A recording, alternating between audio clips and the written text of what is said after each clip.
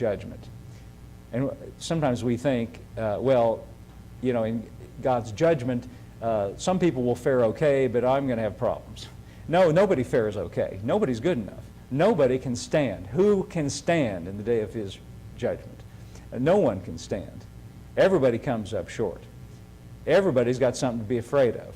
But here John says, we may have boldness. Now don't misunderstand this word boldness. We think of boldness as cockiness or arrogance. No, it doesn't mean that. It just means confidence or assurance. I think, or you know what confidence and assurance means? Lack of fear. That's what it means, really, in reality. The Amplified brings this out very clearly. Phil, if you bring me the Amplified here. Look at what the Amplified says, and I'll try to read through the bushes to see the... Listen, in this union and communion with Him. Isn't that what we were just saying? That's herein. And in this union and communion is a word that means a life shared in common. If you look that word up and study it like in Vines or something, it means in this life that we share in common, because of that, in this union, love is brought to completion. Think about that. In this union, in this life shared in common, love is brought to completion and attains perfection with us, that we may have, now see, here's the purpose of it. He wants this love to come into full bloom and completion so that, for this purpose, that we may have confidence for the day of judgment, with assurance and boldness to face Him, because as He is, so are we in this world. Again, alluding to a union. He said, as He is. Listen, notice that He doesn't even say what everybody says, you know, what Christians, He doesn't even say, as He is, I'm trying to be in this world. Oh man, I'm striving to be. I'm going to turn over a new leaf. Next year I will be. No, He doesn't say that. He said, as He is, we are in this world. He means spiritually, because we're in a union with Him. He doesn't mean our behavior or our performance. He means we are that on the inside. We are, and He's trying to attract our attention to that. And what He's really saying here is, if you would be conscious of that and be aware of that, and if this really took hold and took root in your thinking, you're not going to be afraid of God. You're not going to be afraid of His judgment, because the truth of the matter is, can I be, speaking of boldness, can I be bold? Can I just be honest with you? What have I got to lose? I might as well. We have already experienced His judgment on the cross 2,000 years ago. The cross, when Jesus carried not His sins, He didn't have any, our sins, and He suffered and went through the agonizing pain and torment that He went through. That was not for no purpose. That was not meaningless. That was not an empty gesture. It was a reality. You know, before He went to the cross in John chapter 12, Jesus said something very remarkable.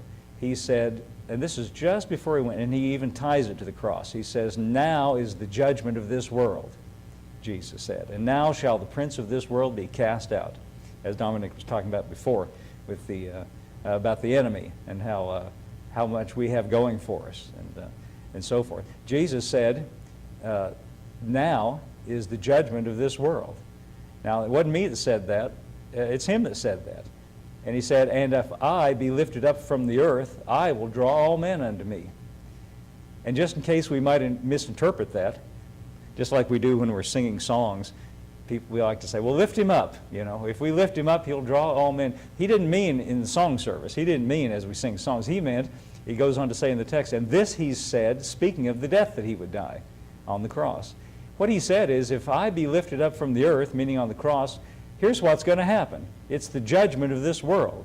And the way it's going to take place is this. I'm going to draw all men unto me. Now, He doesn't mean through evangelism that they're all going to get saved through preaching. He meant on the cross, He was going to take all of humanity and all of their sins and drag them. If you look up the word draw, it literally means to drag, as if a heavy weight. That's what Vine says.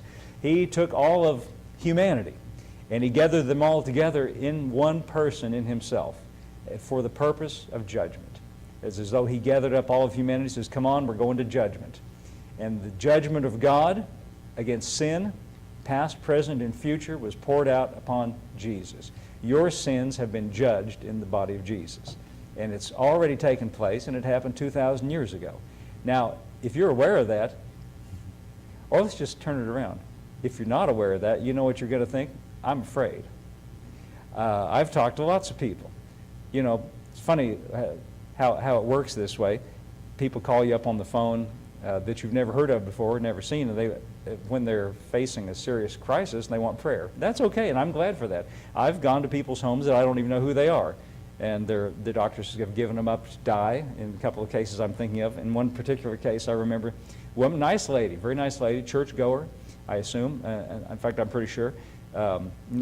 I didn't really know her by name, but the family asked me to come. Would you pray for her? The doctor said she didn't have long to live. And so I came to pray for this lady, and I took her by the hand and sat down there by her, and I said, I want to pray for you. I said, you're a Christian, aren't you? And she said, yes, I'm a Christian. She said, I've been in church all my life, she said. And then, you know what she said next? She said, I just hope I've done enough good things that I can make it in. Now that little statement, that little thing she said, that's fear talking. That is fear talking. And the reason fear is talking is she's afraid. And the reason she's afraid, and who she's afraid of? She's afraid of God. Why is she afraid of God? Well, I was about to say, because she's been in church all her life. But that would mean, so I'm not going to say that. But you know, we're bad in church sometimes. We preachers are bad. We think, I know it's good intentions, we think if we can get people scared enough, they'll straighten up and fly right. It's not true. Fear is not a good motivator. In fact, fear is doing just the exact opposite. It's putting a wedge between you and the only one that can help you, God. It makes you stand off at a distance. I say sometimes the reason, you know, that if you ever get together with preachers and sit around and talk around a table, you know, the thing that really gets under their skin, really makes them upset, is the fact when they start talking about statistics and they say there's so many percent people in church, and then the vast majority are out here sitting in their houses, not in church. And I know exactly why people don't want to come to church. They're afraid they're going to find God there. Now we think, well, that's a good thing. No, they think it's a bad thing because they think they're afraid of Him. They think God's out to get them. Now that's all the world and half the Christians. That's why a lot of Christians don't. They're afraid of Him, just like that lady I was talking about. But see, John here is saying, I didn't get to that part. You see, he's talking about this union and communion with Him, and he says the purpose of being conscious of that or being aware of that or drawing that to our attention is so that we might have confidence and assurance, boldness to face Him, because as He is, so we're in this world. Let's go back to the King James for a second now. Let's go on with that. I'll just refer to Amplified as I need to. Herein is our love made perfect, that we may have, and I'm going to say confidence or assurance, no fear in the day of judgment. He brings that up because that's the fundamental fear. Even if you don't face it, in the lurking in the back, unless you deal with it, unless you do face it, it lurks in the back of Christians' minds. They think that just like we used to read those little comic books, little chick tracts, you know, those little comics, and it's, man, they're scary. Scary things are happening there. And they put the fear of God in you. See, that's the expression we use. I'm trying to take the fear of God out of you if I could. That sounds terribly irreligious, doesn't it? But I don't mean respect and reverence. I mean the actual fear. Because look at what he says next. There is no fear in love. Now, you know what that means? That means if you are in a relationship with God based on love, there's no room for fear there. I don't know how else you can read that. We've been talking about a union with God. There is no fear in love. But perfect love casts out fear. Now, he's not talking about fear generically. He's not talking about fear of circumstances of life. You notice in the context, he's talking about judgment. He's talking about God. He's talking about we're in a union with God. He says that perfect love, meaning our relationship with God, casts out fear, that is to say, fear of God, because fear has torment. Now, if you have any doubts about what I'm saying to you up till now, please get this. The word torment here, again, I like to look up, I'm kind of obsessive about this. I like to look up all the words. I get curious, you know, just call me Mr. Curious. I like to look them all up, see what they mean. I look them up in the dictionary, look them up in the concordance, Strong's and Vine's and everything there is, and Wuest and all these different word studies, and it's amazing kind of things you find out here. And I found what I thought was a remarkable thing about this word torment. We think when we say fear has torment, we think in a generic way, if I'm full of anxiety, I'm lying in bed awake at night and I'm tormented. Well, that's true. Don't do that, okay? But that's not what he means here. Specifically, what he's talking about is the fear of God and the fear of His judgment. Because if you look up this word torment, you're going to find out an interesting thing. And the Amplified brings it up, so I don't even have to tell you, I'm just going to read it. There is no fear in love. Dread does not exist, but full-grown, complete, perfect love turns fear out of doors and expels every trace of terror. For fear brings with it the thought of punishment. Now, did you know that's what the word torment means there? It means the expectation of punishment. By who? Well, by God, in His judgment. That fear lurks in the back of Christians' minds. And you know what? It's awful hard to trust somebody that you're afraid of. It's awful hard to trust somebody completely that you have traces of fear of.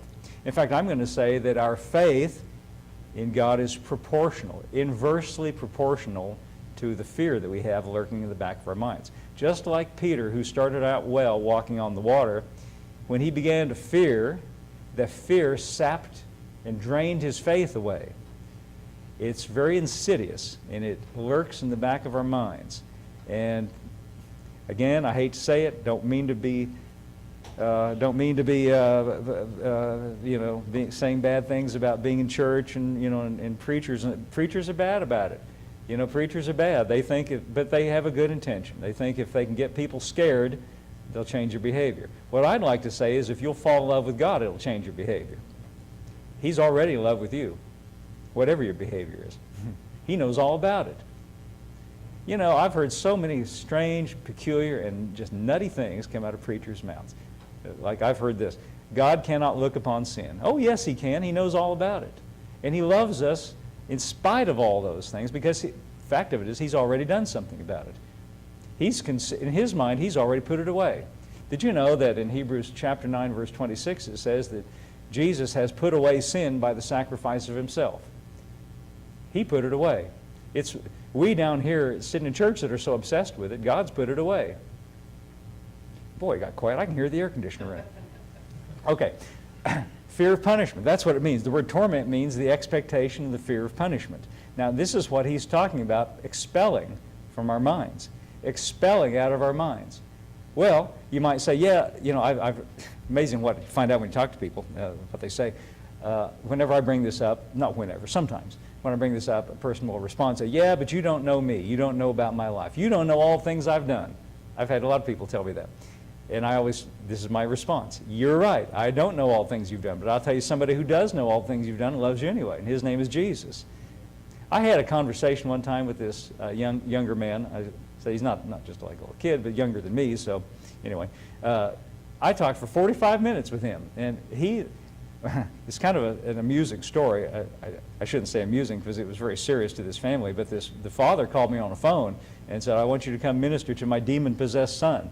And I wanted to say, here's what I wanted to say. No, that ain't my ministry. You got the wrong number.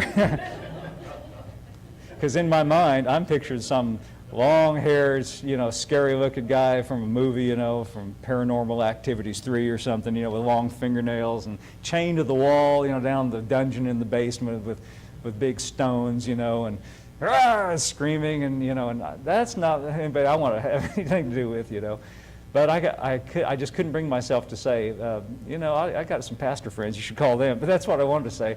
I said, okay, okay, what's your address? And, he'd get another town. I'd drive out of town for this. No, I had to go out of town to minister to this demon-possessed son. So, okay, he told me the date. We set the time, set the date. And I am really, to tell you the truth, I am kind of apprehensive about this.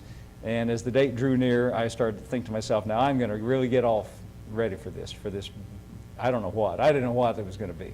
So the day of it, I said, the day before I leave, I'm going to get up early in the morning, I'm going to pray, and I'm going to read the Bible, just get absorbed in those kind of things. Then I'll be ready for this terrifying experience.